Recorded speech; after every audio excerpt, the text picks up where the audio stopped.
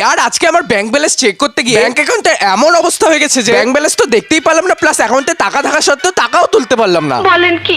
তো আজ একদম সকাল সকাল স্নান করে আমি আর মাতাশ্রী মিলে চলে যাই বাড়ির পাশে বার ঠাকুরের মন্দিরে। প্রত্যেক স্যাটারডেতেই এখানে আসি, বা আজকে ভাবলাম এটাও তোমাদের সাথে শেয়ার করে দিই। তাই প্রথমে মাতাশ্রী দেন আমি পুজো দিয়ে দিই। ঠাকুরের কাছে একটাই প্রার্থনা করি যাতে আমাদের 10K সাবস্ক্রাইবার তাড়াতাড়ি হয়ে যায়। ঠাকুরের কাছে আমার প্রার্থনা ওয়েটিং লিস্টে আছে বলে 10K হচ্ছে না, তাই তোমরা আমার প্রার্থনা পূরণ করতে সাবস্ক্রাইব করেই দাও यार। तो प्लीज इसको लाइक और फॉलो करके आगे बढ़ा दीजिए। ये लड़का बहुत ही मेहनत कर रहा है। দেন বাড়িতে এসে আমার ব্যাংকের পাসবুক এন্ড AMRELA আমরেলা ব্যাগের মধ্যে ক্যারি করে 11 নম্বর বাস ধরে চলে যাই ব্যাংকে। এসেছিলাম তো ব্যাংক ব্যালেন্স চেক করতে, বাট আজ কোনো রিজনের জন্য ব্যাংক বন্ধ ছিল তাই আর চেক করা হলো না। দেন দুপুর 12টার সময় আবার বেরিয়ে পড়ি, আর আমি ভুলেই গেছিলাম যে তাই এই কড়া রোদে পুড়তে পুড়তে চলে যাই আলুদমের বাড়ির সামনে। আর ওর সাথে একটা দোকানে যাচ্ছি যেখানে আমি ব্যাংক ব্যালেন্স চেক করতে পারবো। তাই সেই দোকানটা গিয়ে কিছুক্ষণ ওয়েট করে ব্যাংক অ্যাকাউন্ট চেক করতে নিলেই জানতে পারি যে আমার ব্যাংক অ্যাকাউন্ট ফ্রিজ হয়ে গেছে, তাই আমি ক্যাশ উঠাতে বা ঢুকাতে পারবো না। আমার লাভ লস নেই, আমার লাইফটাই লস। বাকি ব্লগটা ভালো লাগলে লাইক এন্ড সাবস্ক্রাইব করে দিও।